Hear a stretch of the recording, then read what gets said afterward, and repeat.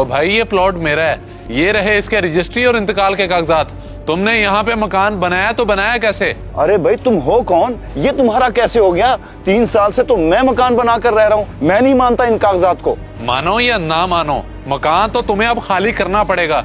शराफत से मान जाओ तो ठीक, वरना अदालत तुम्हें खुद निकाल बाहर करेगी। ओ भाई तुम बोलते ही चले जा रहे हो। अगर ये मकान तुम्हारा है तो पिछले 3 साल से तुम कहाँ थे? मेरे प्यारे भाई, पिछले 4 साल से मैं दुबई गया हुआ था। अगर अब वापस आया हूँ ना तो हफ्ते में खाली भी करवा सकता हूँ। तुमने जो करना है कर लो, तुम्हारी बदमाशी नहीं चलेगी। ठीक है फिर, मैं तुम लोगों को करके दिखाता हूँ कि मैं क्या चीज हूँ।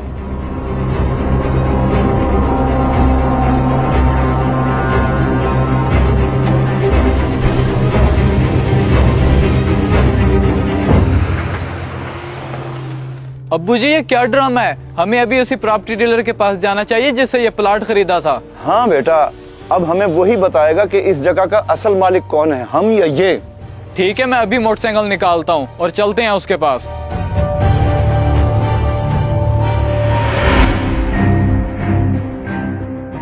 देखिए जनाब, प्लाट में आपको 4 साल पहले बेच चुका हूँ, अब ये मसला कैसे आ गया? देखें जनाब, ये तो अब आप बताएंगे ना कि मसला क्या है, और दूसरा बंदा बीच में कैसे आ गया। मैं बताऊँ आपको, मैंने आपको रजिस्ट्री इंतकाल के साथ साथ कब्जा दिया था, आगे आपकी जिम्मेदारी है। आप साफ साफ बताएं कहना क्या चाहते हैं, या हम कोई दूसरा तरीका अख्तियार करें?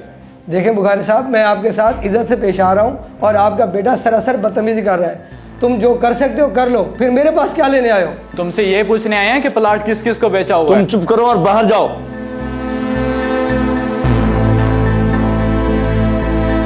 काशिफ साहब, मैं माजरत चाहता हूँ, मसला हल करवा दें, बड़ी परेशानी हो रही है। कुछ बनता हुआ तो मैं बता दूंगा, अभी आप जाएं यहाँ से।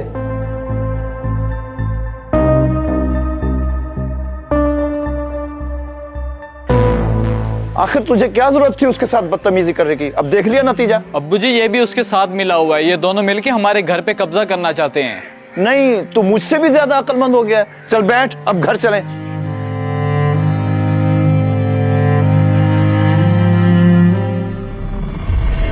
भी क्या लगता है वो इधर से ही गुजरेंगे? उस बुड्ढे के घर को एक यही रास्ता जाता है, और वो जाएंगे कहाँ से? अच्छा,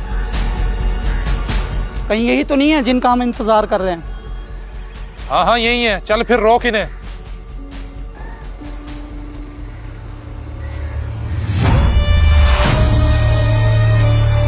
क्या चाहिए तुम्हें? हमारा रास्ता क्यों रोका है? हटो आगे से। ओए तेरी जबान कुछ ज्यादा नहीं चल रही? हम कुछ लेने नहीं बल्कि देने आए हैं। बेटा क्या कह रहे हो तुम? हमने तुम लोगों का क्या बिगाड़ा है? तुम बिगाड़ भी क्या सकते हो?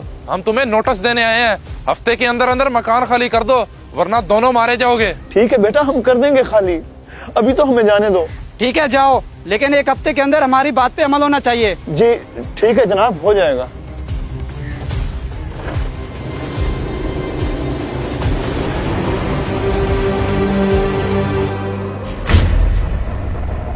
ठीक है बेटा, तुम घर बैठो, मैं अब जरा अदालत से होकर आता हूँ।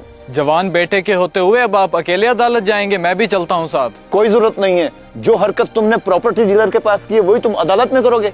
लेकिन अब्बू फिर भी उसने हमारे पीछे बदमाश लगाए हुए हैं और मेरा इस टाइम घर बैठना ठीक नहीं है। बस, हर काम जोश से नहीं होश से होता है। जब मैंने तुम्हें कहा कि घर बैठो तो फिर घर बैठो।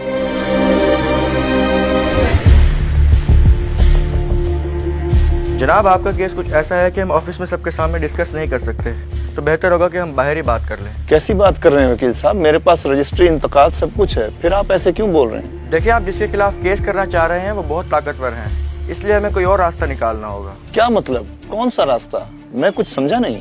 जनाब, आपका घर इस वक्त 60-65 लाख मालियत का है। अगर वो 10-12 लाख लेकर आपकी जान छोड़ता है तो इससे बेहतर आपको क्या चाहिए? बेटा बात तो तुम्हारी ठीक है, लेकिन वो बुजुर्गों, लेकिन को छोड़ें और पैसों का बंदोबस्त करें, वरना रोड पर आने से आपको कोई नहीं रोक सकेगा। ठीक है बेटा, मैं 2-1 दिनों में कुछ करता हूँ।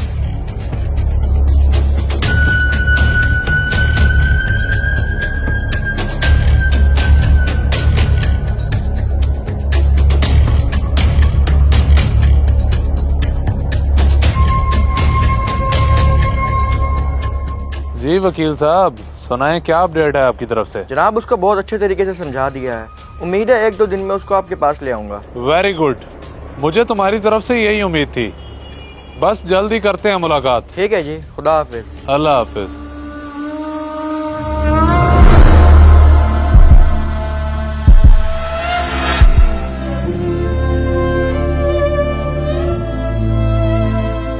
जी ये पैसे हमने कितनी मेहनत से इकट्ठे किए थे ताकि किसी मुश्किल वक्त में काम आ जाएं, और अब आप ये उनको देने जा रहे हैं। तो इससे मुश्किल वक्त भी कोई हो सकता है। अगर उन्होंने हमारा घर खाली करवा लिया तो क्या खेमे लगा कर बैठोगे? आपको मेरी बात क्यों नहीं समझ आ रही? वो फ्रॉड कर रहे हैं हमारे साथ, हमें कानूनी कार्रवाई करनी चाहिए। अब मेरी वो उम्र नहीं रही कि मैं अदालतों के धक्के खाऊं। मुझे जो कुछ समझ में आ रहा है मुझे करने दो और मेरे पीछे आने की जरूरत नहीं है।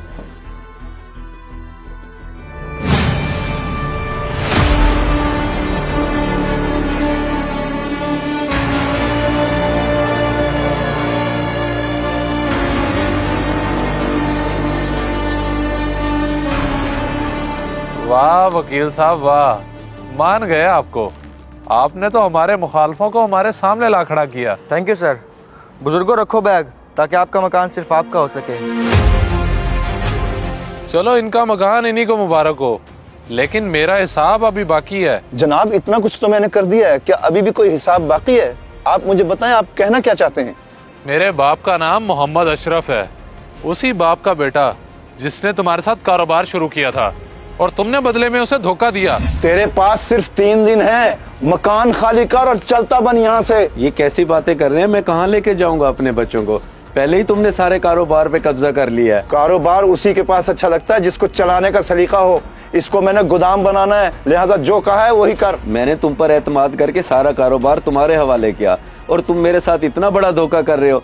रहम खाओ मुझ पर, इतना जुल्म ना करो। ओ भाई तू मुझ पे रहम खा और ये घर खाली कर। शाबाश।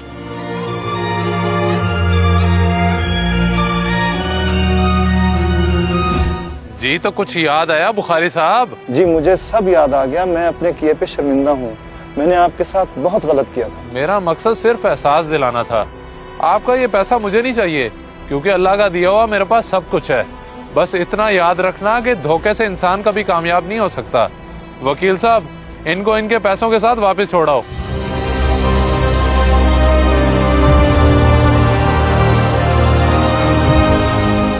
इस वीडियो को सदका जारिया समझकर जरूर शेयर करें। हो सकता है आपका एक शेयर किसी की जिंदगी बदल दे।